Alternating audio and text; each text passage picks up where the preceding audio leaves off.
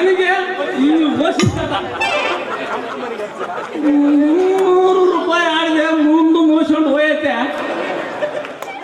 ಇವಾಗ ಕೆಂಪು ಮನೆಗೆ ಹಚ್ಚಲ ಇಲ್ಲ ಕರಿ ಮನೆಗೆ ಹಚ್ಚಲ,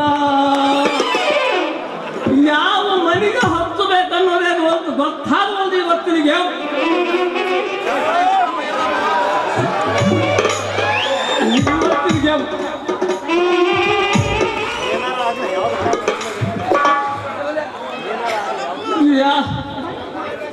ಏನನ್ನ ಎಲ್ಲೆನ್ನ ಕೇಳೋಣಂದ್ರೆ ಯಾರು ಸಿಗೋಳ್ರು. ನಮ್ಮ ಪೇಟೆಗ ಶಂಬಲಿಂಗನವರು ಚಿಕ್ಕ ನೀರಪ್ಪನ ಕೇಳಿದ ಆತ ಹೊಲ ಮೇಲೆ ಹೊಲ ತಾಂಡ ಮನೆ ಮೇಲೆ ಮನೆ ತೆಗ್ಸಾನ ಓಸಾಡೆ. ಇವಾಗ ಕೇಳೋಣಂದ್ರೆ ಟೈಮ್ ಆಗಿಬಿಡತ್ತೆ. ಇವಾಗ ಫೋನ್ ಮಾಡ್ತಿದ್ದಿಲ್ಲ ಮೊದಲೇ ರಸಿಕರು ರಾಜಾತ ಎದುರಿಗಿದ್ದಾಗ ಸರಿ ಅಷ್ಟೇ ಗೊರ ಗೊರ ಗೊರ ಗೊರ ಅಂತಾನ. ಒಟ್ಟಾರ ಎದಕರ ಆಗ್ಲಿ ಏನಾರ ಆಗ್ಲಿ ಹಚ್ಚಲೇಬೇಕು. ಹಚ್ಚದಿದ್ರೆ ಹುಚ್ಚಿಡ್ದಂಗಾಗುತ್ತ. ಮ್ಯಾಲೆ 00 ಇಲ್ಲ, ಕೆಳಗಡೆ ಓಪನ್ ಟು ಓಪನ್ ಕ್ಲೋಸ್ ಮಾಡಿ ಎತ್ತಂತ ಒಂದು 0 ಒಂದು ಹಿಟ್ಟರೆ ಹಿಡಬಹುದು. ಇದಕ್ಕೆ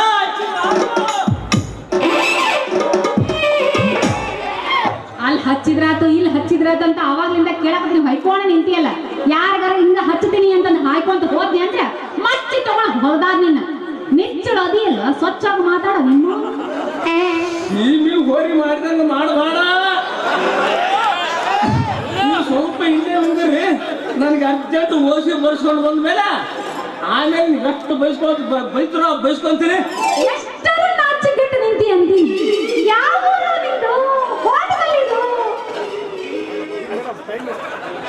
ಮೇಡಮ್ ಟೈಮ್ ಎಷ್ಟಾತ್ರಿ? ಎಲ್ಲ ಬಿಟ್ಟ ನಾಚಿಕೆ ಅನ್ನೋದು ನಿನಗೆ ಹಾದಿಲ್ಲ ಅನ್ಸುತ್ತೆ. ಯಾವ ಊರಿನಿಂದ? ನಂದ್ರಿ ನಿಂತಿದ್ರಿ ಏನ್ರಿ ಹಿಂಗಂದ್ರ? ಊರ್ರಿ ಈಗ ನಾನು ನಿಂತಿನಲ್ಲ ಇದೇ ಊರು ಅಂದೆ. ನಾ ಹೆಂಗಂದ್ರು ನೀವೇನು ತಪ್ಪು ತಿಳ್ಕೊಬೇಡ್ರಿ. ನಾನು ಸ್ವಲ್ಪ ಚಿಪ್ಪರದಾಗ ತಿರುಗಾಡಕತ್ತೀನಿ. ಹೋಗ್ತಿರಲ್ರಿ ಒಳಗೆ ಸ್ವಲ್ಪ ನಿಂದ್ರಿ. ನೋಡ್ರಿ ನನಗ ನಾಟಕದ ಪುಸ್ತಕ ಬೇಕಾಗಿತ್ತು. ನಿಮ್ಮೂರಾಗ ಎಲ್ಲಿ ಸಿಗ್ತೈತೆ ಅಂತ ಹೇಳಿದ್ರೆ ನಾನು ಹೋಗಿ ತಗೊಂಡ ಬಂದ್ಬಿಡಿ. ನಮ್ಮೂರಾಗ ನಾಟಕ ಗೀಟಕ ಪುಸ್ತಕ ಯಾವ ಸಿಗದಲ್ಲ ರೀ. ನನ್ನ ಹತ್ರ ಮೊದಲೇ ಸಿಗದಲ್ಲ. ಸಿಕ್ಕರೆ ನಮ್ಮ ಯಾಬ್ರಿ ಪಾಪಡದ ಮನೆ ಸಿಗ್ಬೋದು. ನನ್ನ ಹತ್ರ ಓಸಿ ಚಾಟು ಪಾಕೆಟ್ ಫಿಗರ್ ಓಸಿ ಸಂಬಂಧ ಸಬ್ಜೆಕ್ಟ್ ಸರಳವಾಗಿ ಸಿಗ್ತಾವ ನೋಡ್ರಿ. ಪಾಪಣ್ಣ RCB ಗೆದ್ದೈತೆ ಅಂತಂದು ಫೈನಲಿಗೆ ಹೋಗುತ್ತಂತಂದ ಮಜ್ಜಾ ನಮ್ಮ RCB ಫೈನಲಿಗೆ ಬಂದ ಮೇಲೆ ಪಾಪಣ್ಣ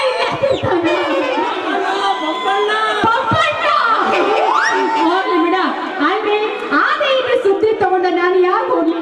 ಮೊದ್ಲು ಖುಷಿ ಒಳಗೆ ಹೊಂಟೀನಿ. ನನಗೆ ಸಿಗಬೇಕಾದ ಪುಸ್ತಕ ಸಿಕ್ಕರೆ ಮುಗಿದು ಹೋತ ಬ್ಯಾರೆ ಹೋಗುತ್ತೆ. ಅದು ಹೆಂಗ ಮುಗಿದು ಹೋಗತ್ತಂತ ನಿಮ್ಗೆ ಯಾವ ಪುಸ್ತಕ ಬೇಕು ಹೇಳ್ರಿ.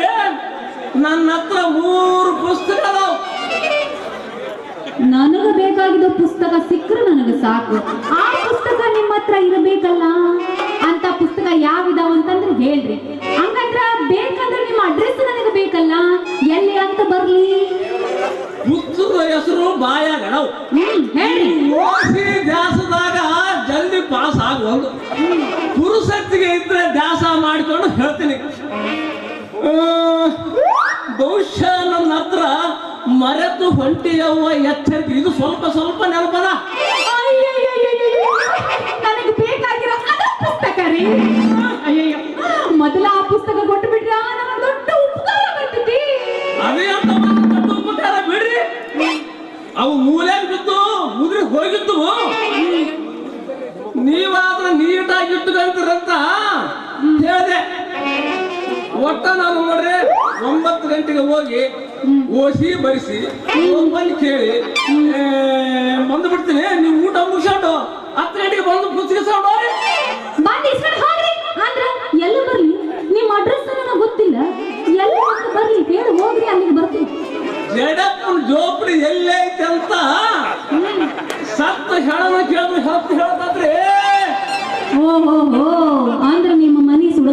ಐತಿ ಅಂದಂಗ ಅಂದ್ರ ಈ ಊರಾಗ ಯಾವ ಜಡ್ಡಪ್ಪ ಅಂತಾರ? ನನ್ನದೇ ಹೆಚ್ಚು ಜಡಪ್ಪ ಅಂತ ಶ್ರೀ ಲಕ್ಷ್ಮೀ ನಾರಾಯಣ ಜಾತ್ರೆಯಾಗ ಪೂರ್ವ ದಿಕ್ಕಿಗೆ ನಿಂತು ಹೆಚ್ಚಿ ನೋಡಬೇಕು. ತಲೆ ತಲೆ ತಲೆ ಹೆಚ್ಚಿ ನೋಡ್ಬೇಕು, ಸೀದಾ ಕಾಣದೆ ನನ್ನ ಸಡ್ಡು. ಹೆಚ್ಚ ಅಂದ್ರ ಎಚ್ಚಂದ್ರೆ ನನ್ನ ಹೆಸರು ಎತ್ತು ಮೌರ್ಯ ಅಂತ ನನ್ನ ಅಡ್ಡ ಹೆಸರು. ನನ್ನ ಅಡ್ರೆಸ್ ಕೇಳಿ ಎಲ್ಲ ತಿಳ್ಕೊಂಡು ನಿಮ್ದು ಹಂಗೆ ಉಳ್ಕೊಂಡು ಅದೇమి ಚಪ್ಪಂಡಿ చెప్తాను ఉండండి. మీరిప్పుడు రాసుకోండి. ನಾನು పేరు ಅಪರಂಜಿ. ಹುಬ್ಳಿಯಿಂದ ಬಂದೀನಿ. ಅಲ್ಲಿಂದ ನಿಮ್ಮೂರಿಗೆ ಸಾಯಂಕಾಲ ಜಂಪಾದೆ. ಬರ್ತಾ ಇದ್ದಾಗ ಸಾಕಾಗ ಹೋತು. ರೋಡ್ ಕೆಟ್ಟಿತ್ತು. ಆದ್ರೆ ನನ್ನ ಅಡ್ರೆಸ್ ಬೇಕಂದ್ರ ಹುಬ್ಳಿ ಕೇಶಾಪುರೊಳಗ ನಿಂತ ಅಪರಂಜಿ ಯಾರು ಅಂತ ಕೇಳಿದ್ರೆ ಸಾಕು ನನ್ನ ಅಡ್ರೆಸ್ ತೋರ್ಸೇ ಬಿಡ್ತಾರೆ. ನಾ ಏನು ಬರ್ಲಿರ? ಟಾಟಾ ಬಾಯ್ ಬಾಯ್. ಜಟ್ಕಾ ಕುದುರೆ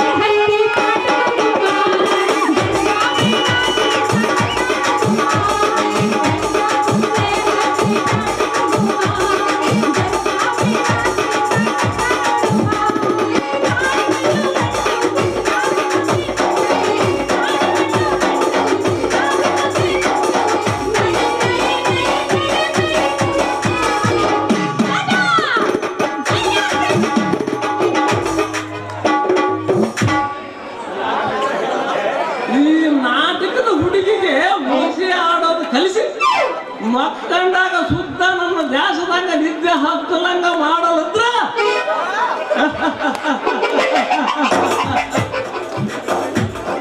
ಈ ಕರೂರಿನಲ್ಲಿರುವ ಲಕ್ಷ್ಮೀ ನಾರಾಯಣ ಜಾತ್ರೆಯಲ್ಲಿ ಕಾಲಿಟ್ಟೆ, ಹಿಂದೆ ನಿನ್ನ ಮೇಲೆ ಕಣ್ಣಿಟ್ಟೆ. ಮದುವೆ ಎಂಬ ಮದ್ದನ್ನು ನಿನ್ನ ಮನದಲ್ಲಿ ತುಂಬಿ ಮುದ್ದಾಡಿದಂತ ನನ್ನ ಹೆಸರು ಎಕ್ಕಡ ಮರಿ ಜಡಪ್ಪನೇ ಅಲ್ಲ. ನಾನು ಕಣ್ಣಿಟ್ಟಿರುವ ಕನ್ಯಾಮಣಿಗಳು ತಪ್ಪಿಸಿಕೊಂಡಿಲ್ಲ, ತಪ್ಪಿಸಿಕೊಳ್ಳುವ ಕನ್ಯಾಮಣಿಗಳು ಈ ಭೂಮಿ ಮೇಲೆ ಹುಟ್ಟಿಲ್ಲ. ಒಂದು ವೇಳೆ ಹುಟ್ಟಿ ಬಂದರೆ ತಾವರೆಗೇರಿ ಬೆನ್ನ ಹತ್ತಿ ಬಿಟ್ಟವಲ್ಲ ಈ ಎಕ್ಕಡ ಮರಿ ಜಡಪ್ಪ.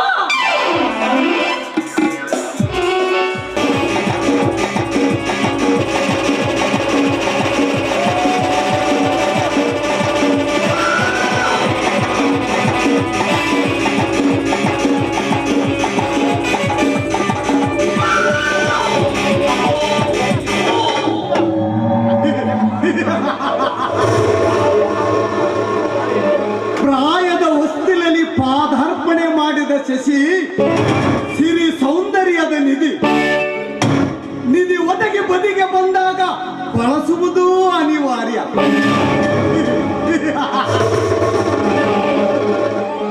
ಶಶಿರೇಖಾ, ತುಂಬಿ ತುಳುಕುವ ನಿನ್ನ ಯೌವನದ ಮೈಮಾಟ ಈ ವೃದ್ಧ ರಸಿಕನಿಗೆ ರಸದೂಟ. ಸಾಕಷ್ಟು ಐಶ್ವರ್ಯ ಸಂಪತ್ತಿದ್ದರೂ ದೈಹಿಕ ಸುಖವ ಕಾಣದ ಈ ರುದ್ರಗೌಡನಿಗಿಂತ ಸುಖದ ಸುಖಿ.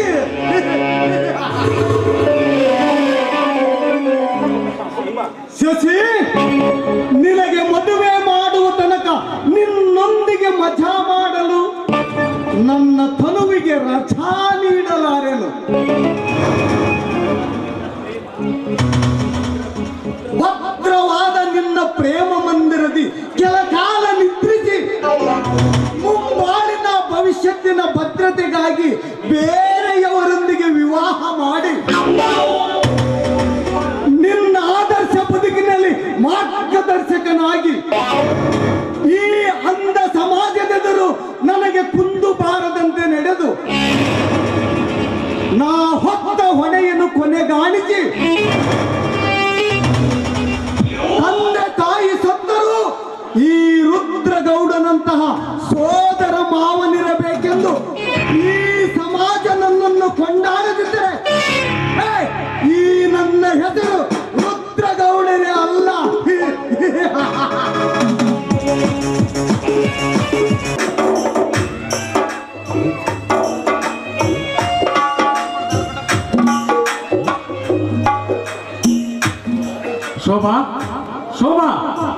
ಮಗಳೇ ಶೋಭಾ,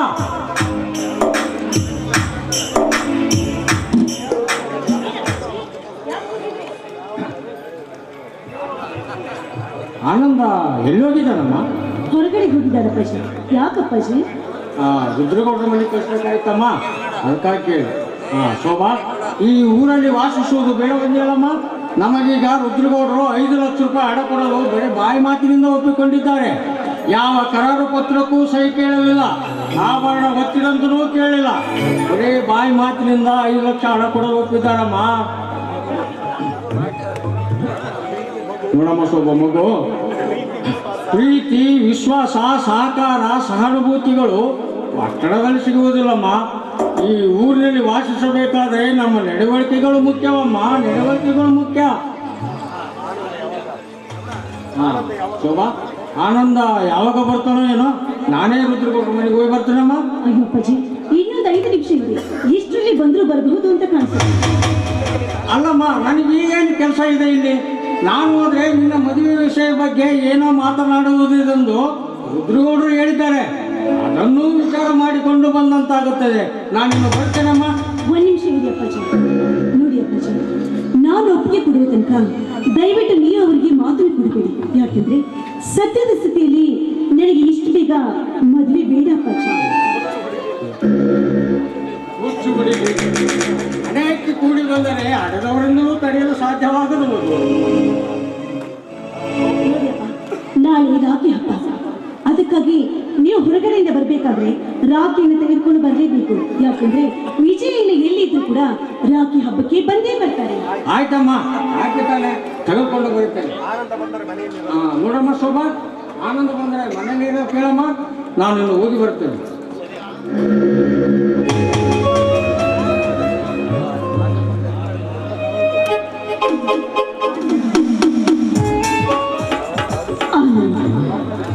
ಅವರನ್ನು ಕಂಡ್ರೆ ಅವರ ಅರ್ಥಗರ್ಭಿತವಾದ ಮಾತನ್ನು ಕೇಳ್ತಾ ಇದ್ರೆ ನಾನು ಹಂಗನಸಿನ ಲೋಕದಲ್ಲಿ ತೀರಾಡದಂತೆ ಭಾಸವಾಗುತ್ತೆ.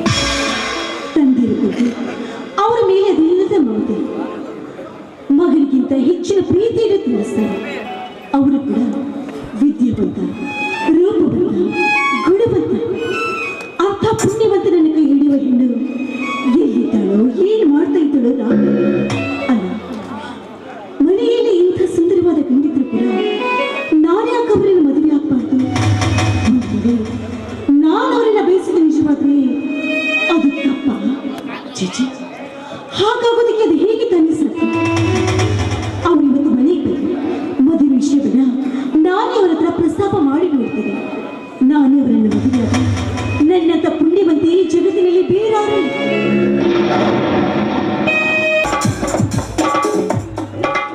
ಶೋಭಾ, ಶೋಭಾ, ಅಪ್ಪಾಜಿಯವರು ಹಣ ತಗೊಂಡು ಬಂದಾರೇನಮ್ಮ? ಇಲ್ಲ, ತರೋದಕ್ಕೆ ಅಂತ ಹೋಗಿದ್ದಾರೆ. ಇನ್ನೇನು ಬರ್ಬೋದು. ಅಪ್ಪಾಜಿಯವರು ಬರೋ ತನಕ ನಿಮ್ಮನ್ನ ಇಲ್ಲಿ ಇರಲು ಹೇಳಿ ಹೋಗಿದ್ದಾರೆ. ಸರಿ ಅಮ್ಮ, ಹೊಟ್ಟೆ ತುಂಬಾ ಹಸಿವೆ ಆಗ್ತಾ ಇದೆ, ಬೇಗ ಊಟ ನೀಡುವಾರಮ್ಮ. ಯಾಕೆ ಶೋಭಾ, ನನ್ನ ಮುಖವನ್ನೇ ನೋಡುತ್ತಾ ನಿಂತಿರುವಲ್ಲ? ನನ್ನ ಮುಖದಲ್ಲಿ ಏನಾದರೂ ಸ್ವರ್ಗ ಲೋಕವನ್ನೇ ಕಾಣ್ತಾ ಇದ್ದಾರೆ. ಹೌದೇನು? ನಿಜವಾಗಿಯೂ ನೀನು ತುಂಬಾ ಅದೃಷ್ಟವಂತಳು ನೋಡು. ಭೂಲೋಕದಲ್ಲಿ ನಿಂತು ಜೀವಂತ ಸ್ವರ್ಗ ಲೋಕ ಕಾಣಬೇಕಾದರೆ ಸಾಮಾನ್ಯವೇನೋ? ಈ ವಿಷಯದಲ್ಲಿ ನನ್ನನ್ನು ಉಪವಾಸ ಹಾಕಬೇಡಮ್ಮ. ಬಾಮ, ಊಟ ನೀಡುವಮ್ಮ. ಹಾ ಆನಂದ್, 1 ನಿಮಿಷ ಇದೆ. ಅಂದಾಗೆ ನಾನು ನಿಮಗೊಂದು ವಿಷಯ ಹೇಳಬೇಕು ಅಂತ ಬಹುದಿನಗಳಿಂದ ಕಾಯ್ತಾ ಇದ್ದೆ. ಅದನ್ನ ಕೇಳುವ ಸಹನೆ ನಿಮಗಿದ್ರೆ ಆ ವಿಷಯವನ್ನು ಹೇಳ್ತೀನಿ. ವಿಷಯದೆಲ್ಲಡಗಿದೆ ಸಮಸ್ಯೆ. ಎಷ್ಟೇ ರಹಸ್ಯವಾಗಿದ್ದರೂ ಅದಕ್ಕೊಂದು ಸರಿಯಾದ ಪರಿಹಾರ ಹುಡುಕಲು ವಿನಾಕಾರಣ ಸಮಯ ಕಳೆಯಬಾರದಮ್ಮ. ಅದೇನು ಹೇಳು? ಬಹುದಿನದ ನನ್ನ ಬಯಕೆಯಿಂದ ಇಂದು ನಿಮ್ಮ ಮುಂದೆ ಬಿಚ್ಚಿ ಹೇಳಬೇಕು ಅಂತ ಇದ್ದೀನಿ. ಅದನ್ನು ನಡೆಸ್ಕೊಡ್ತೀನಿ ಅನ್ನೋ ಭರವಸೆ ನೀವು ಕೊಟ್ರೆ ಆ ವಿಷಯವನ್ನು ನಿಮ್ಮ ಮುಂದೆ ಬಿಚ್ಚಿ ಹೇಳ್ತೀನಿ. ಹುಚ್ಚಿ, ನನ್ನ ಮೇಲೆ ನಿನಗೆ ನಂಬಿಕೆ ಇಲ್ಲ ನಮ್ಮ ತಂಗಿ. ಇದುವರೆಗೂ ನೀನು ನನ್ನನ್ನು ಏನು ಕೇಳಿಲ್ಲವಮ್ಮ. ಆದರೆ ಇಂದು ನೀನು ಕೇಳುವ ಬಯಕೆ ನನ್ನಿಂದ ನಡೆಸಿಕೊಡಲು ಯೋಗ್ಯವಾಗಿದ್ದರೆ ಅದು ನನ್ನ ಭಾಗ್ಯ. ಅದೇನಂತ ನಿಸ್ಸಂಕೋಚವಾಗಿ ಹೇಳಮ್ಮ. ನಿಸ್ಸಂಕೋಚವಾಗಿ ಹೇಳಬೇಕು ಅಂದ್ರೆ ನೀವು ನನಗೆ ತಂಗಿ ಅಂತ ಹೇಳುವ ನುಡಿ ನನ್ನ ನೀವು ಸಂಕೋಚದಲ್ಲಿ ಸಿಲುಕಿಸಿದಂತ ಆಗ್ತಾ ಇದೆ. ಅದಕ್ಕಾಗಿ ತಾವ್ಯಾಕೆ ಇನ್ನು ಮುಂದೆ ನನ್ನನ್ನ ಪ್ರೀತಿಯಿಂದ ಶೋಭಾ ಅಂತ ಕರಿಬಾರ್ದು? ಯಾಕಮ್ಮ, ಏನಾಯ್ತು ನಿನಗೆ? ನಾನು ನಿನಗೆ ಸಹೋದರನಾಗಿರಲು ಸಮರ್ಥನಿಲ್ಲವೇ? ಅಥವಾ ನನ್ನ ನಡವಳಿಕೆಯಲ್ಲಾದರೂ ಹೆಚ್ಚು ಕಡಿಮೆ ಆಯಿತು? ತಂಗಿ ಎಂಬ ಭಾವನೆಯಿಂದ ನಾನೇನಾದರೂ ತಪ್ಪು ಮಾಡಿದ್ದರೆ ದಯವಿಟ್ಟು ನನ್ನನ್ನು ಕ್ಷಮಿಸಬಿಡಮ್ಮ, ಕ್ಷಮಿಸಬಿಡು. ಚೀಚಿ, ಎಚ್ಚರಿಕೆಯಿಂದ ನಡೆಯುವ ಈ ನಿಮ್ಮ ನಡವಳಿಕೆಯಲ್ಲಿ ಹೆಚ್ಚು ಕಡಿಮೆ ಆಗಲು ಯಾವತ್ತಿಗೂ ಸಾಧ್ಯವಿಲ್ಲ. ನೀವು ನನ್ನ ಮೇಲೆ ತಂಗಿ ಅಂತ ಇಟ್ಟುಕೊಂಡಿರೋ ಭಾವನೆ ನಾಳೆ ಬದಲಾಗುವ ಸಂದರ್ಭ ಬಂದ್ರೆ ಆಗ ನೀವೇನ್ ಮಾಡ್ತೀರಾ? ನೋಡಮ್ಮ, ಪ್ರೀತಿ ಪ್ರೇಮದ ಬೆಲೆ ಒಂದೇ, ಬಳಸುವ ರೀತಿಗಳು ಬೇರೆ ಬೇರೆ ಆಗಿರುತ್ತೇವಮ್ಮ. ಶಾಶ್ವತ ಬೆಲೆ ಬರಬೇಕಾದರೆ ಬದಲಾವಣೆ ಮಾಡಬಾರದಮ್ಮ. ಬದಲಾಯಿಸುವುದರಿಂದ ಒಲವಿನ ಬೆಲೆ ಕುಗ್ಗುತ್ತದೆ. ತಂಗಿ, ಸಂಕೋಚದ ಸುಳಿಯಲ್ಲಿ ಸಿಕ್ಕ ನಿನಗೆ ಸೂಕ್ತ ಸಲಹೆ ನೀಡಿವೆ ಎಂದು ನಾನು ಭರವಸೆ ನೀಡಿವೆ. ಅದೇನಂತ ಹೇಳಮ್ಮ ಹೋಗ್ಲಿ. ನೋಡಿ ಅಂತ ವಚನವಿತ್ತ ಮೇಲೆ ಯಾವುದನ್ನು ನಿರಾಕರಿಸದೆ ಆ ಮಾತನ್ನ ನೀವು ನೆರವೇರಿಸಿಕೊಡಬೇಕು.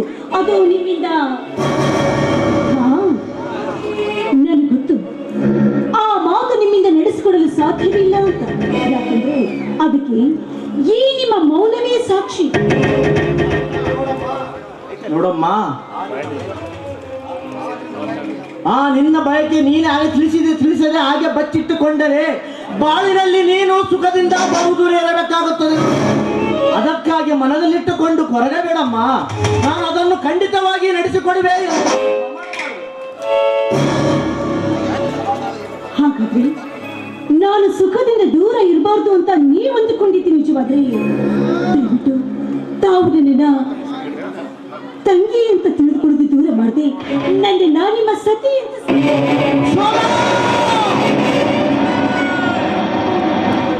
ಸತ್ಯವನ್ನೇ ಹೇಳ್ತಾ ಇದ್ದೀನಿ. ಈ ಪ್ರಪಂಚದಲ್ಲಿ ನಾನು ನಿಮ್ಮನ್ನ ತುಂಬಾನೇ ಮನಸಾರೆ ಪ್ರೀತಿಸ್ತಾ ಇದ್ದೀನಿ. ನಾನು ನಿಮ್ಮನ್ನು ಬಿಟ್ಟು ನಾನು ಮತ್ತಾರನ್ನು ಮದುವೆ ಆಗೋದಕ್ಕೆ ಸಾಧ್ಯನೇ ಇಲ್ಲ.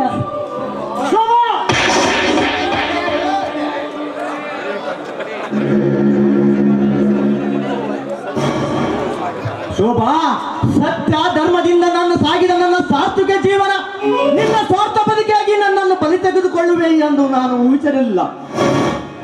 ನನ್ನ ಮಾತಿನ ಅರ್ಥದಿಂದ ನಿನ್ನ ಬೇಡಿಕೆ ಈಡೇರಿಸುವ ಶಕ್ತಿ ನನ್ನಲ್ಲಿಲ್ಲ ಎಂದು ನೀನು ತಿಳಿದುಕೊಂಡೆ.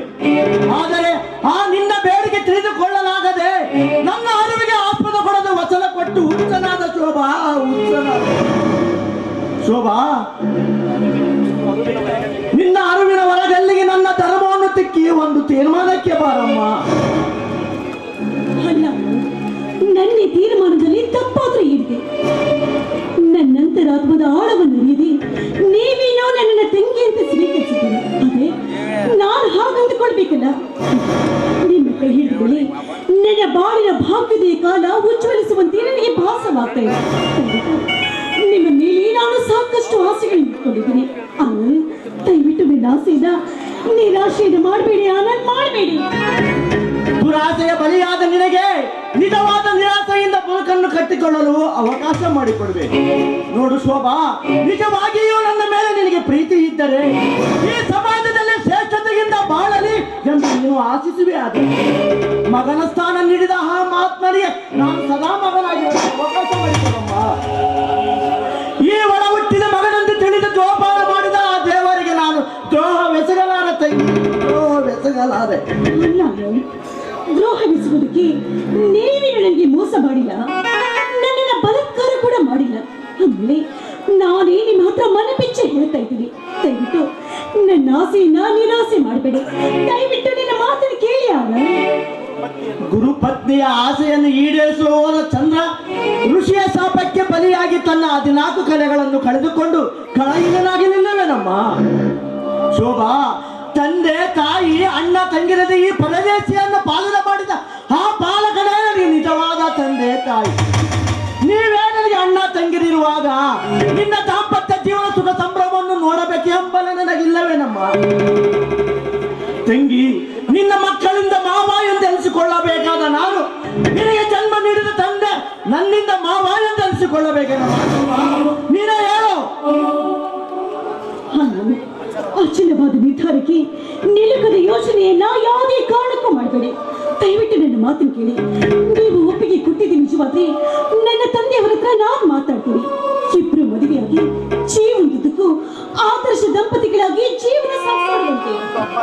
ಶೋಭಾ, ಅಂದು ಅಪ್ಪಾಜಿಯವರು ಶೋಭಳನ್ನ ಮದುವೆ ಒಪ್ಪಿಸುವ ಭಾರ ನಿನ್ನದು ಎಂದು ಹೇಳಿದರೆ ವಿನಃ ನೀನೇ ವರಿಸು ಎಂದೇ ಕೇಳಲಿಲ್ಲ. ಮಗಳನ್ನು ಕೊಟ್ಟು ಮದುವೆ ಮಾಡಬೇಕೆಂದು ನನ್ನನ್ನು ಬೆಳೆಸಲೋಪ ನಿನ್ನ ತಂದೆ. ಈ ಸಮಾಜದಲ್ಲಿ ಮನುಷ್ಯನಾಗಿ ಶ್ರೇಷ್ಠತೆಯಿಂದ ಮಾನವೀಯತೆಯಿಂದ ಬಾಳಲಿ ಎಂದು ನನ್ನನ್ನು ಬಳಸಿರುವಾಗ ನಾವು ಬೇರೆ ಭಾವಿಸಬಾರದಮ್ಮ. ನೋಡಮ್ಮ, ಈ ಮೋಜಿನ ಹಾದಿಯಲ್ಲಿ ತುಂಬಿದ ಮನಸ್ತಾಪದ ಮುಳ್ಳು ನಮ್ಮ ಮನಕ್ಕೆ ನಾಟದ ಹಾಗೆ ನಡೆದುಕೊಳ್ಳಬೇಕಾದ ನಿನ್ನ ಮನದಿಚ್ಛೆಯನ್ನು ಬದಲಾಯಿಸಲೇಬೇಕು. ನಿನ್ನ ಮನದಿಚ್ಛೆಯನ್ನು ಬದಲಾಯಿಸಲೇಬೇಕು. ಇಲ್ಲ ಆನಂದ್, ಇದು ಮಾತ್ರ ಯಾವ ಕಾಲಕ್ಕೂ ಸಾಧ್ಯವಿಲ್ಲ. ನಿಮ್ಮಂತ ಕರುಣಾಮೂರ್ತಿಯಿಂದ ಪ್ರೀತಿ ಪಡೆದು ನಿಮ್ಮಿಂದ ಬುದ್ಧಿ ಹೇಳಿಸಿಕೊಳ್ಬೇಕು ಅಂತ ಏನೆಲ್ಲ ಆಸೆಗಳು ಇಟ್ಕೊಂಡಿದ್ದೀನಿ. ದಯವಿಟ್ಟು ಇಲ್ಲ ಇರದೆ ನನ್ನ ಮಾತಿಗೆ ಒಪ್ಪಿ ನನಗೆ ಸತ್ಯ ಸ್ಥಾನವನ್ನು ನೀಡಿ ಆನಂದ್, ನೀಡಿ. ಪರಿಶುದ್ಧ ಆದರ್ಶ ಜೀವಿಗಾಗಿ ಬಾಳಬೇಕೆಂದು ಪ್ರಯತ್ನಿಸುತ್ತಿರುವಾಗಲೇ ಪರೀಕ್ಷೆ ಪ್ರಾರಂಭವಾಯಿತು. ನಾನಿವಳ ಅಸಮಾನದ ಹಸಿವನ್ನಿಂಗಿಸುವುದಕ್ಕಾಗಿ ಸತಿ ಎಂದು ಸ್ವೀಕರಿಸಲೇ ಇಲ್ಲ ಇಲ್ಲ ಇಲ್ಲ. ನನ್ನ ಪ್ರಾಣದ ಪ್ರಾಮಾಣಿಕತವನ್ನು ನಾನು ಕಳೆದುಕೊಳ್ಳ. ನಿನ್ನ ಮಹತ್ವಾಕಾಂಕ್ಷಿ ಗುರಿಯಲ್ಲಿ ದಯವಿಟ್ಟು ನಿರ್ದಿಷ್ಟದಂತೆ ನನ್ನ ಬಾಳನ್ನು ಹಾಳು ಮಾಡಬೇಡ. ನೀವು ಒಪ್ಪಿದ್ದು ನಿಜವಾದ್ರೆ ನನ್ನ ಬಾಳದು ಎಷ್ಟು ಸುಂದರವಾಗಿತ್ತು ಗೊತ್ತಾ. ನನ್ನನ್ನು ಒಪ್ಪಿ ನಿಮ್ಮ ಸತಿ ಅಂತ ನನ್ನನ್ನು ಅಪ್ಪಿಕೊಳ್ಳಿ. ಆಗ ಕುಂದಿದ ಈ ನನ್ನ ಬಾಳಿನಲ್ಲಿ ಕಮಲದ ಕಾಂತಿಯನ್ನ ಅರಳಿಸಿದಂತಾಗುತ್ತೆ. ಸೂರ್ಯನ ಆಗಮನದಿಂದ ಆನಂದಗೊಂಡು ಅರಳಿದ ಕಮಲದ ಹೂವು ಸೂರ್ಯಾಸ್ತದ ನಂತರ ಕಳೆಗುಂದಿದ ಹೂವು ಕಂಡು ಚಂದ್ರ ಕರುಣೆ ತೋರಿ ಕೆಂಡದುಂಡಿಯನ್ನು ಕಾರನು. ನೋಡಮ್ಮ, ಅನುಭವದ ವ್ಯತಿಗೆ ಕಲ್ಪನೆಯ ಸುಖ ಕಾಳಸರ್ಪವಾಗಿ ಕಚ್ಚುವುದಮ್ಮ. ಬಯಸದೆ ಬಂದ ಭೋಗ ಅನುಭವಿಸುತ್ತಿರುವ ವ್ಯತಿಗೆ ದಿವ್ಯ ಔಷಧಿಯಮ್ಮ. ಬಾಲ್ಯದಿಂದಲೂ ಬೆಳೆದು ಬಂದ ಈ ಅನುಬಂಧ ಅನುರಾಗದಲ್ಲಿ ಮೂಡಲಿದೆ. ಆ ಅನುರಾಗಕ್ಕೆ ನಾಂದಿಯನ್ನ ನೀವು ಮಾಡಬೇಕು.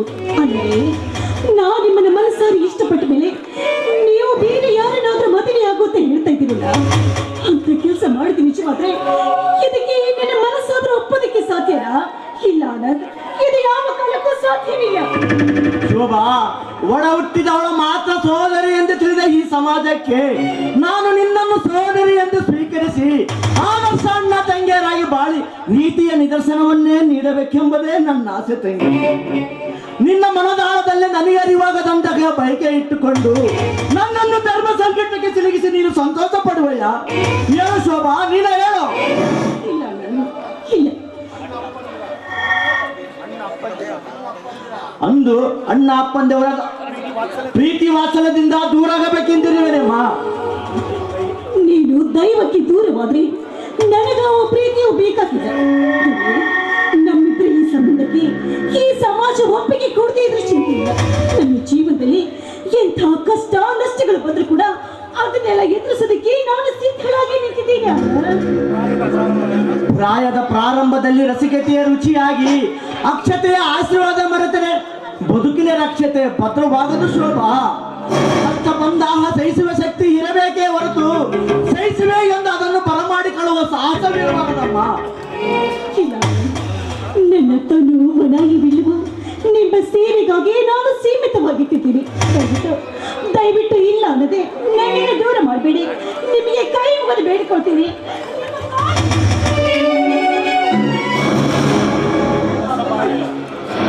ಹೊಸ ಬಾಳಿನ ಅರುಷದಿ ಸಸಿ ಹೊರ ಬೀಳುವ ಮುನ್ನ ವಿಧಿ ಎಂಬ ಉಳುವಿನ ಬಾಯಿಗೆ ನಾಶವಾಗಬಾರದೆಂದು ನಾನು ಆಸೆಪಟ್ಟೆ. ನಿನ್ನ ಆತ್ಮ ತೃಪ್ತಿಯೇ ನನ್ನ ವೇದನೆಯ ಸಮೃದ್ಧಿ ಆಹಾರವೆಂದಾಗ ಅನಿವಾರ್ಯ. ನಾನು ನಿನಗೆ ತೃಪ್ತಿಪಡಿಸಲೇಬೇಕು. ಹಾಗಾದ್ರೆ ನಾನು ನಿನ್ನನ್ನು ಮಡದಿ ಎಂದು ಸ್ವೀಕರಿಸಿ ಮುಳ್ಳಿನ ಮಾಲೆ ಹಾಕಲೆ ಅಥವಾ ಸೋದರಿ ಎಂದು ಮನವೊಪ್ಪಿ ಮುತ್ತಿನ ಮಾಕಲೆ ಹಾಕಲೆ? ಹೇಳು ಶೋಭಾ, ನೀನೇ ಹೇಳು. ನಿರ್ಣಯ ನೀಡುವ ಮುನ್ನ ನಿನಗೊಂದು ಮಾತು ಹೇಳುವೆ. ಮುತ್ತಿನ ಮಾಲೆ ಹಾಕುವ ಭಾಗ್ಯ ನನಗೆ ಒದಗಿಸಿದರೆ ನೆಮ್ಮದಿಯಿಂದ ಬದುಕಬಲ್ಲೆ. ನನ್ನ ನೆಮ್ಮದಿ ನಿನ್ನ ನಿರ್ಣಯದಲ್ಲಿ. ನಿಧಾನವಾಗಿ ವಿಚಾರ ಮಾಡಿ ಒಂದು ನಿರ್ಣಯಕ್ಕೆ ಬಾಮ್ಮ. ನಾನಿನ್ನ ಬರ್ತೀನಿ ಕೈ.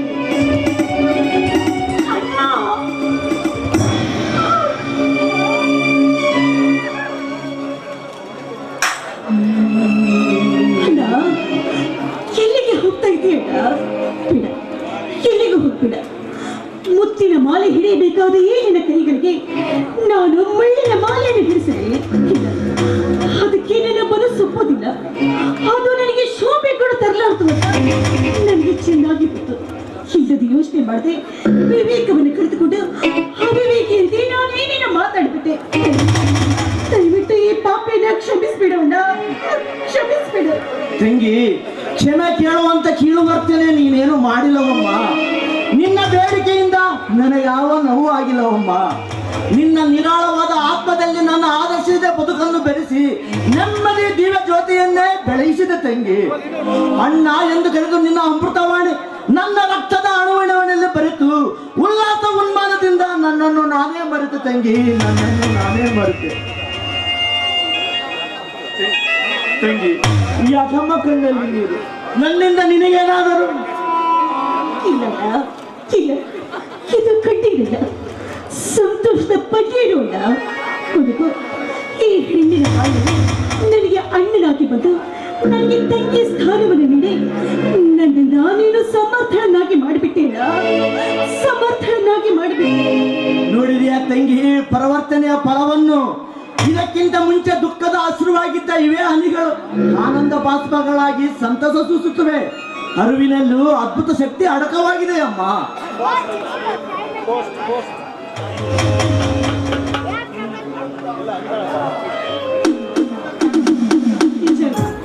ನಿನ್ನ ತಾಂಡನನ್ನು ನಾನು ಪಡೆದು ನಾನೇ ಧನ್ಯಳಾದೆ ಅಣ್ಣ, ಧನ್ಯಳಾದೆ. ತೆಗೆದುಕೊಳ್ಳಿ ಸರ್.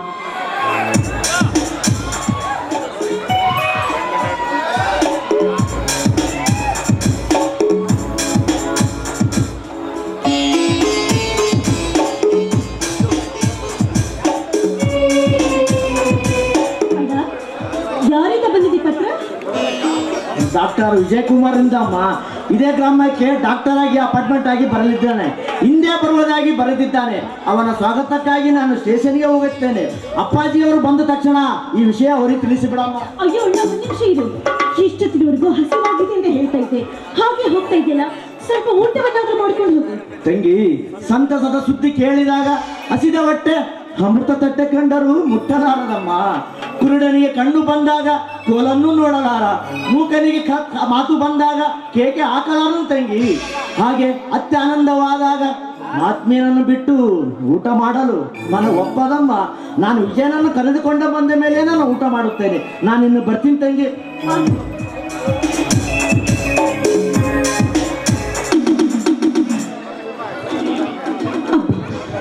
ತಾಯಿ ಜಗನ್ ಮಾತು.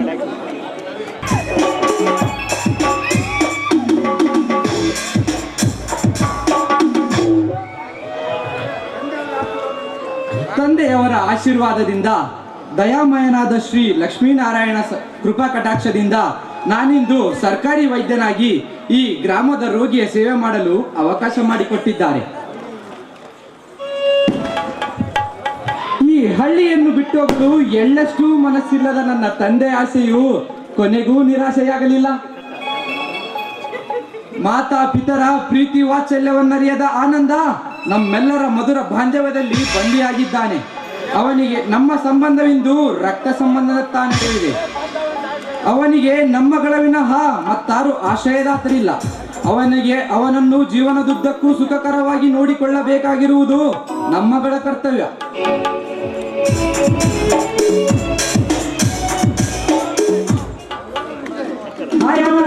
ಹಾಯ್ ಅಣ್ಣ.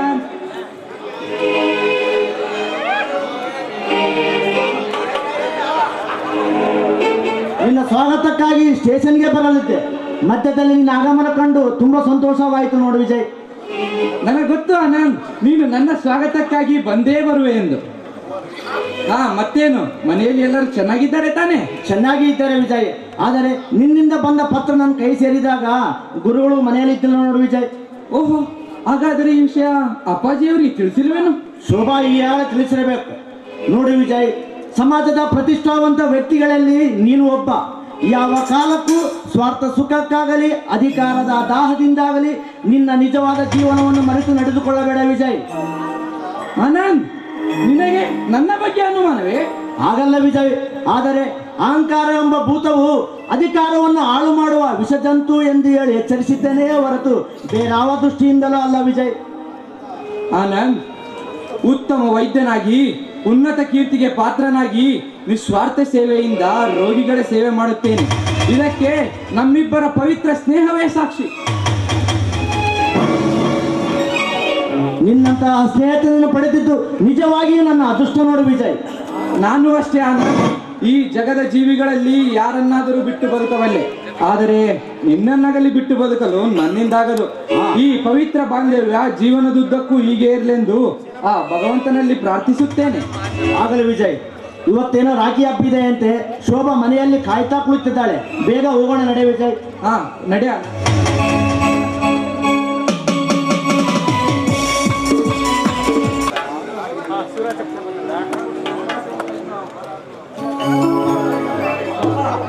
ಏನಮ್ಮ ಇಷ್ಟು ಸಂತೋಷಪಟ್ಟವಾಗಿ ನಿಲ್ಲಾಡಿವೆಲ್ಲ, ಏನು ವಿಶೇಷ?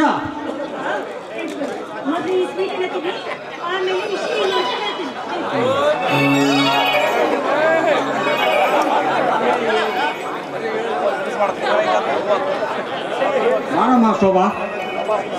ಅಲ್ಲಮ್ಮ, ವಿಷಯ ಹೇಳಿ ಸ್ವೀಟ್ ತಿರುಚಿದ್ರೆ ಆ ಸ್ವೀಟು ಮಸ್ತಿಷ್ಟು ರುಚಿಯಾಗಿರ್ತದೆ. ಏನು ಹೇಳಮ್ಮ. ಹೌದೇನಮ್ಮ?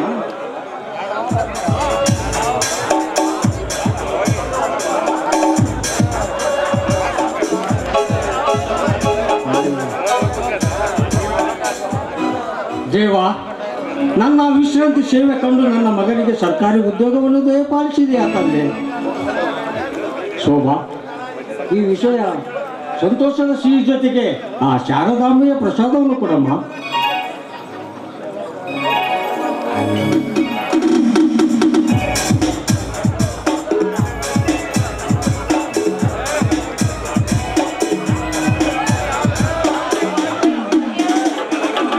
ಶೋಭಾ, ಈ ವಿಷಯ ಆನಂದನಿಗೆ ಗೊತ್ತಿಲ್ಲವೇನಮ್ಮ?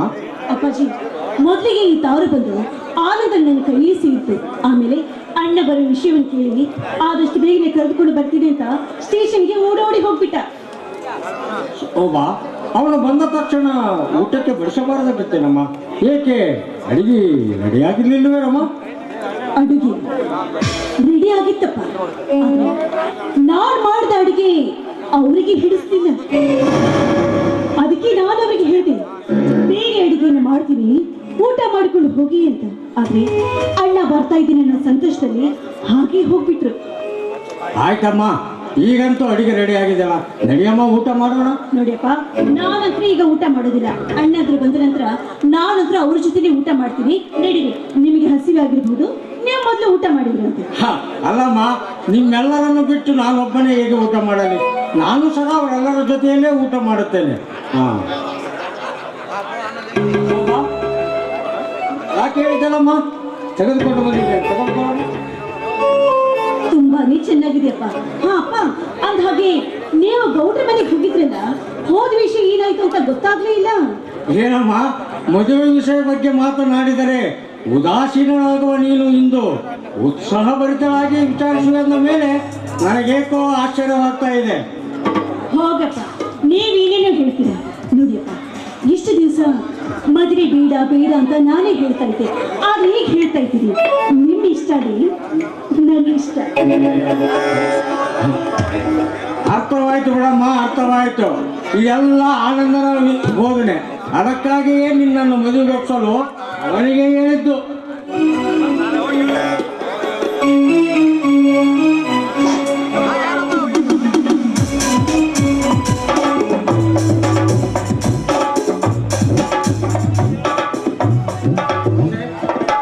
ಚೆನ್ನಾಗಾಯ್ತೇನಪ್ಪ?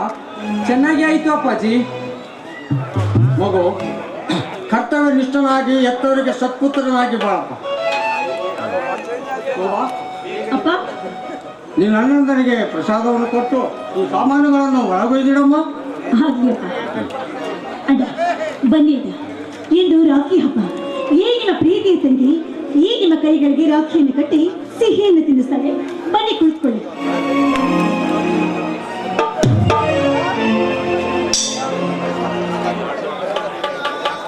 Thank you.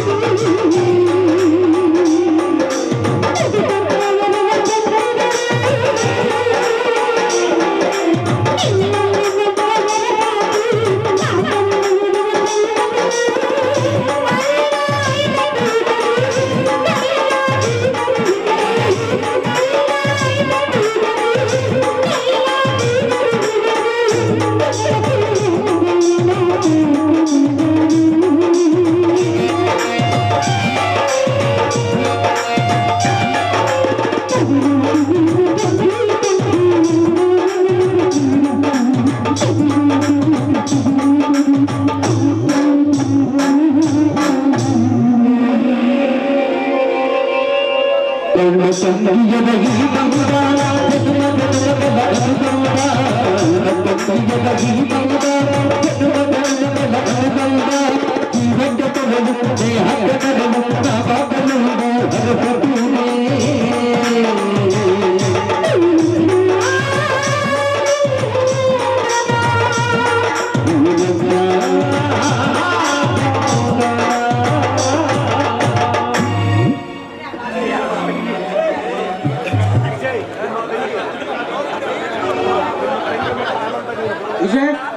ನಿಮ್ಮ ತಂಗಿ ಮತ್ತು ಆನಂದ ನೀವು ಬರುವವರೆಗೂ ಊಟ ಮಾಡದೆ ಉಪವಾಸವಿದ್ದಾರೆ. ಬಹುಶಃ ಅವರಿಗೆ ಹಸು ಹೆಚ್ಚಾಗಿರಬೇಕು. ಬೇಗ ಊಟ ಮಾಡೋಣ, ನಡೀರಪ್ಪ. ಹೌದಣ್ಣ, ಪಾಪ ಅಪ್ಪ ಕೂಡ ಆವಾಗ್ಲಿಂದ ಹಸಿವು ಅಂತ ಹೇಳ್ತಾ ಇದ್ರು. ಅವ್ರಿಗೆ ಹಸಿವೇನು ಜಾಸ್ತಿ ಆಗಿರ್ಬೇಕು. ನಡಿ, ಎಲ್ಲರೂ ಸೇರಿ ಊಟ ಮಾಡೋಣ. ಮತ್ತೆ ಬನ್ನಿ ಒಳಗೆ. ಅಪ್ಪ, ಅಣ್ಣನನ್ನು ಕಾಣುವ ಆತುರದಿ ತಂಗಿಯ ಉಪವಾಸ, ಮಗನ ಆಗಮನದ ಆನಂದದಲ್ಲಿ ತಂದೆಯ ಉಪವಾಸ, ಆತ್ಮೀಯನ ಸ್ವಾಗತಕ್ಕಾಗಿ ಸ್ನೇಹಿತನ ಉಪವಾಸ, ನಿಮ್ಮೆಲ್ಲರನ್ನು ಕಾಣುವ ಆತುರದಿ ನಾನೂ ಉಪವಾಸ. ಅಬ್ಬಾ, ಎಷ್ಟೊಂದು ವಿಚಿತ್ರವಾಗಿದೆ ಈ ಕರುಳಿನ ಬೆಸುಗೆ. ಮಗು, ದೇವರ ಸೃಷ್ಟಿಯಲ್ಲಿ ಅತಿ ಮೊದಲು ಸುಂದರವಾದದ್ದೇ ಕುಟುಂಬದ ಒಕ್ಕೂಟ. ಅದೇ ಆನಂದಮಯ ಸಂಸಾರದ ವೈಭವದ ನೋಟ. ಆದಷ್ಟು ಬೇಗ ಆ ಆನಂದನಿಗೊಂದು ಸರ್ಕಾರಿ ಉದ್ಯೋಗ ದಯಪಾಲಿಸಲೆಂದು ಆ ಲಕ್ಷ್ಮೀನಾರಾಯಣನಲ್ಲಿ ಬೇಡಿಕೊಳ್ಳಿದೆ. ಆಗ ನನ್ನ ಆಸೆ ಎಲ್ಲ ಪೂರ್ತಿ ಆಗುತ್ತದೆ ನೋಡಪ್ಪ. ಸರ್, ಪ್ರತ್ಯಕ್ಷ ದೇವರಾದ ತಮ್ಮ ಆಶೀರ್ವಾದ ಪರೋಕ್ಷವಾದ ಪರಮೇಶ್ವರನ ಆಶೀರ್ವಾದಕ್ಕಿಂತಲೂ ಪ್ರಬಲವಾದುದು ಸರ್. ಆನಂದ್, ಮಾತಿಗೂ ಸರ್ ಎಂದು ಕರೆದು ನನ್ನನ್ನು ಶ್ರೇಷ್ಠತೆಯ ಶಿಖರಕ್ಕೆ ಇರಿಸಬೇಡಪ್ಪ. ವಿಜಯನು ಹಾಗೆ ನೀನು ನನ್ನ ಹೊರ ಹುಟ್ಟಿದ ಮಗನೆಂದು ತಿಳಿದು ಜೋಪಾನ ಮಾಡಿದ್ದೇನೆ. ನೀನು ಇನ್ನು ಮೇಲೆ ನನಗೆ ಅಪ್ಪ ಎಂದು ಕರೆದು ತೃಪ್ತಿಪಡಿಸಪ್ಪ ಸಾಕು. ಅಪ್ಪಾಜಿ, ಪಿತೃತೃಪ್ತಿಯ ಮಹಾದೃಶ್ಯದಲ್ಲಿ ನನಗೂ ಒಂದು ಪಾಲು ಕೊಟ್ಟಿದ್ದಕ್ಕೆ ನಾನು ಧನ್ಯನಾದೆ ಅಪ್ಪಾಜಿ, ಧನ್ಯನಾದೆ. ಅಪ್ಪ, ಈಗ ನನ್ನ ಆತ್ಮಕ್ಕೆ ತೃಪ್ತಿ ಆಯ್ತಪ್ಪ, ತೃಪ್ತಿ ಆಯ್ತು. ವಿಜಯ, ನಿನ್ನ ಕರ್ತವ್ಯ ನಾಳೆಯಿಂದ ಪ್ರಾರಂಭ ತಾನೆ? ಹೌದು ಅಪ್ಪಾಜಿ, ಬೆಳಗ್ಗೆ ಶ್ರೀ ಲಕ್ಷ್ಮೀನಾರಾಯಣ ಸ್ವಾಮಿ ದೇವಸ್ಥಾನಕ್ಕೆ ಹೋಗಿ ಆ ಜಗದೀಶನ ಆಶೀರ್ವಾದ ಪಡೆದು ಬೆಳಗ್ಗೆ ಕರ್ತವ್ಯವನ್ನು ಪ್ರಾರಂಭಿಸುವೆ.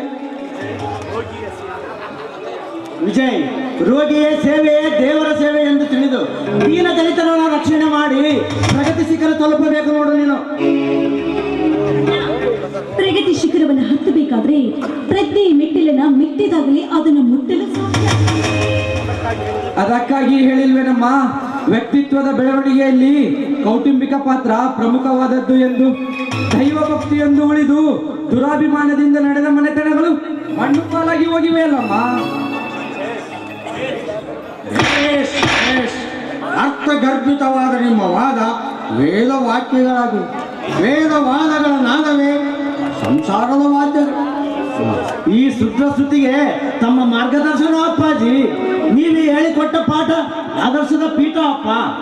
ಮಗು, ಮಾನವ ಬದುಕಿನಲ್ಲಿ ಆದರ್ಶವನ್ನು ಇರಿಸಿಕೊಂಡಿರಬೇಕೆಂದು ನಾನು ಮಾರ್ಗದರ್ಶನ, ಅದನ್ನು ನೀವು ಅನುಷ್ಠಾನಕ್ಕೆ ತಂದುಕೊಂಡಿರಿ.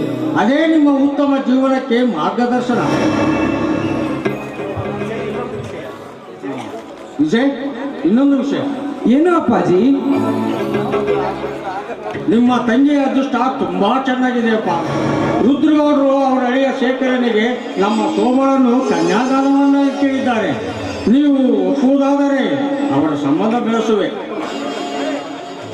ಅಪ್ಪ, ಇಷ್ಟೊಂದು ಒಳ್ಳೆಯ ಸಂಬಂಧ ನಮ್ಮನ್ನು ಹುಡುಕಿಕೊಂಡು ಬಂದಿದೆ ಎಂದಾಗ ನಿಜವಾಗಿಯೂ ನಮ್ಮ ತಂಗಿ ಅದೃಷ್ಟವಂತಳಪ್ಪ. ಆಗಲ್ಲಪ್ಪ, ನೀನು ಅವರ ಸೊಸೆ ಶಶಿರೇಖಳನ್ನು ಮದುವೆಯಾಗಲು ಒಪ್ಪಿಕೊಳ್ಳುತ್ತಾನೆ. ಅಪ್ಪಾಜಿ, ನನಗೇಕಪ್ಪ ಇಷ್ಟು ಬೇಗ ಮದುವೆ? ನೋಡಪ್ಪ, ನೀನು ಶಶಿರೇಖಳನ್ನು ಮದುವೆಯಾದರೆ ಒಂದೇ ಅಂಗರದಲ್ಲಿ ನಿಮ್ಮ ಇರುವರ ಮದುವೆ ನೋಡಬೇಕೆಂದು ರುದ್ರಗೌಡರು ನಾವು ತೀರ್ಮಾನ ಮಾಡಿದ್ದೇವೆ. ಅದಕ್ಕೆ ನಿನ್ನ ಒಪ್ಪಿಗೆಯಾದರೆ ನಾನು ಅವರ ಸಂಬಂಧ ಬೆಳೆಸುವೆ, ಇಲ್ಲವಾದರೆ ಬೇರೆ ಸಂಬಂಧ ನೋಡೋಣ. ಅಪ್ಪಾಜಿ, ಇಂಥ ಒಳ್ಳೆಯ ಸಂಬಂಧಕ್ಕೆ ಒಪ್ಪದೆ ಇನ್ನೇನೋ. ಆಗಲ್ಲಪ್ಪ, ಮದುವೆ ಎಂದರೆ ಒಬ್ಬರನ್ನೊಬ್ಬರು ಅರಿತುಕೊಂಡು ನಡೆದರೆ ಸಂಸಾರ ಸುಖಕರವಾಗಿರುತ್ತದೆ. ಇದಕ್ಕೆ ವಿಜಯ ಸಂಪೂರ್ಣ ಒಪ್ಪಿಗೆಯಾದರೆ ಮಾತ್ರ ನಾನು ಅವರ ಸಂಬಂಧ ಬೆಳೆಸುವೆ. ಅಪ್ಪಾಜಿ, ನಿಮ್ಮ ಒಪ್ಪಿಗೆಯೇ ನನ್ನ ಒಪ್ಪಿಗೆ. ನಾನೆಂದು ನಿಮ್ಮ ಅಭಿಪ್ರಾಯಕ್ಕೆ ಅಡ್ಡಿಯಾಗಲಾರೆ ಅಪ್ಪಾಜಿ. ಅಪ್ಪಾಜಿ, ವಿಜಯನಂತೂ ಒಪ್ಪಿಕೊಂಡ. ಈ ವಿಷಯ ಗೌಡರಿಗೆ ತಿಳಿಸಿ ಬರಲ್ಲೇ? ನೋಡಪ್ಪ, ಊಟ ಮಾಡಿಕೊಂಡು ಇಬ್ಬರು ಒಟ್ಟಿಗೆ ಹೋಗಿ ಮಾತನಾಡಿಕೊಂಡು ಬರೋಣ. ನಡೀರಪ್ಪ, ಊಟ ಮಾಡೋಣ. ಸರಿಯಪ್ಪ.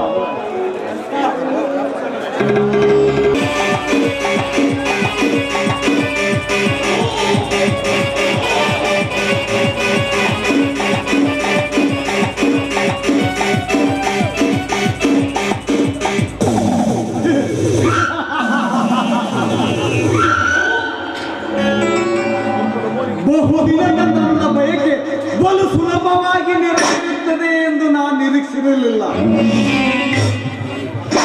ಅಂತೂ ಶಶಿರೇಖಾ ನನ್ನ ಮಾತಿಗೆ ಸೋತು ಶರಣಾದಳು.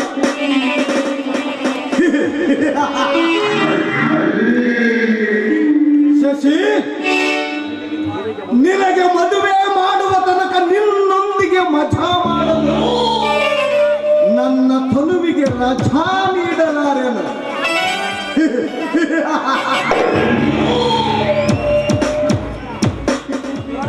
ನಿನ್ನನ್ನು ವಶ ಮಾಡಬೇಕಾದರೆ ಶೋಭನನ್ನು ವಶ ಮಾಡಿಕೊಳ್ಳಬೇಕು.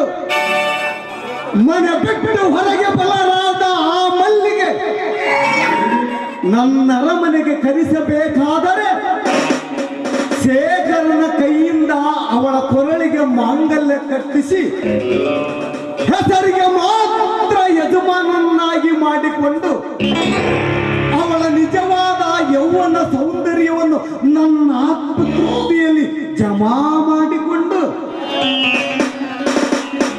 ಜಾನ್ವಿಯಿಂದ ಜೋಕಾಲಿ ಆಡಬೇಕು. ಏಕೆಂದರೆ ಇದು ಬಹುಕಾಲ ತೂಗಬೇಕಾದ ಶೇಖರನನ್ನು ಬುದ್ಧಿ ಶೂನ್ಯನಾಗಿ ಮಾಡಿ ಗೌರವದ ಗದ್ದುಗೆ ಮೇಲೆ ಕುಳಿತುಕೊಳ್ಳದಿದ್ದರೆ ಈ ನನ್ನ ಹೆಸರು ರುದ್ರಗೌಡನೇ ಅಲ್ಲ.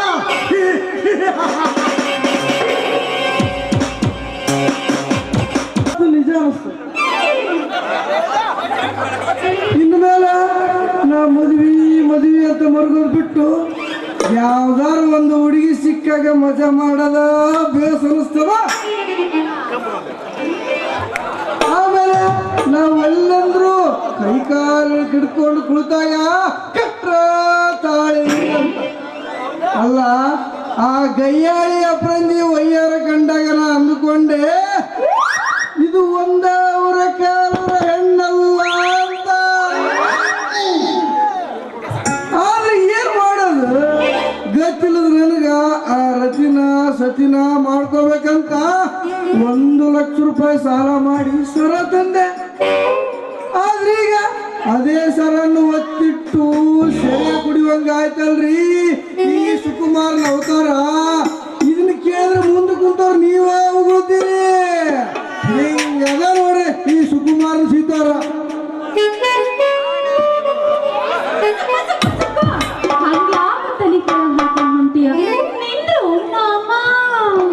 ಯಾರ್ರಿ ನೀವು? ಹೊರಸ್ತ್ರೀಯರನ್ನು ಕಣ್ಣು ಮುಚ್ಚಿ ನೋಡಲಾರೆ, ಬಾಯಿ ಬಿಚ್ಚಿ ಕೇಳಲಾರೆ, ನೀನಾರಂಬುದು ನಾನರಿಯೇ. ಹೇ ಒಂಟಿ ನಾರಿಯೇ, ಯಾರನ್ನು ಹುಡುಕುವ ಹೇಳು. ಸಾಕು ಮಾಡು ಸಾರಥಿ, ನಾನೇ ನಿನ್ನ ರತಿ, ಮರೆತು ಬಿಟ್ಟಿಯಾ ಈ ಪ್ರೇಯಸಿಯನ್ನ. ಏನಂದಿ? ಈ ಪರದೇಶಿಗೆ ಒಂದು ಪ್ರೇಯಸಿ ಉಂಟ? ಆಶ್ಚರ್ಯ, ಪರಮಾಶ್ಚರ್ಯ. ಸಾಕು ಮಾಡು ನಿನ್ನ ಮಾತುಗಳನ್ನ. ಈ ಅಪರಂಜಿಯನ್ನ ಕಣ್ತುಂಬ ನೋಡಲಾರೆಯಾ ನನ್ನ ಪ್ರಿಯಕರ? ನೀನ ಎಮ್ಮಿಕರ ಇಷ್ಟೊತ್ತೇಳಿ ಹೋಗಿತ್ತು ನಿನ್ನ ಹಣ ಹೊರ. ಅಯ್ಯಯ್ಯೋ ನನ್ನ ಸರ್ದಾರ, ನಾನ್ ಎಲ್ಲಿಗೆ ಹೋಗ್ಲ? ಸುಮ್ಮನೆ ನನ್ನ ಹುಡುಕ್ಲಾರ್ದ ಬೈಕಿಯಲ್ಲೂ ನನ್ನ ಜಮಾದಾರ. ಹಾಗಾದ್ರೆ ಇಷ್ಟು ಎಲ್ಲಿ ಹೋಗಿತ್ತು ನನ್ನ ಚೂಡಿದಾರಿ? ನಿನ್ನ ನೋಡಿದ ದಾರಿ ಯಾವ ಇಲ್ಲ ನೋಡ ಪ್ಯಾರಿ. ಮರೆ ಸುಳ್ಳ ಹೇಳ್ತಿ, ಹುಡುಕಕ್ಕ ನನ್ನ ನೀನು ಎಳೆ ಹುಡುಗಿ ಮಾಡ್ಕೊಡ್ತಿ. ಇಲ್ಲ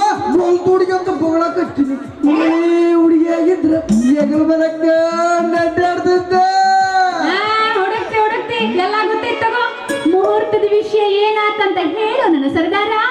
ನೋಡಿ ಬಂದು ಸೋಮವಾರ ಬೆಳಗ್ಗೆ ಮುಂಜಾನೆ ಚಂದದಂತ ಹೇಳಲ್ಲ, ಯಾವಾಗ ಇಟ್ಕೊಂಡು ಮತ್ತೆ ಮತ್ತ ಅದಕ್ಕ ಅಲ್ಲ ಹೇಳೋದು, ನಕ್ಷತ್ರ ಎಲ್ಲ ನೋಡಿ ಚಂದಾಗಿ ಮಾಡಿಕೊಂಡ್ರ ಮುಂದೆ ಸಂಸಾರ ಸುತ್ತಾಗ್ತೈತಿ.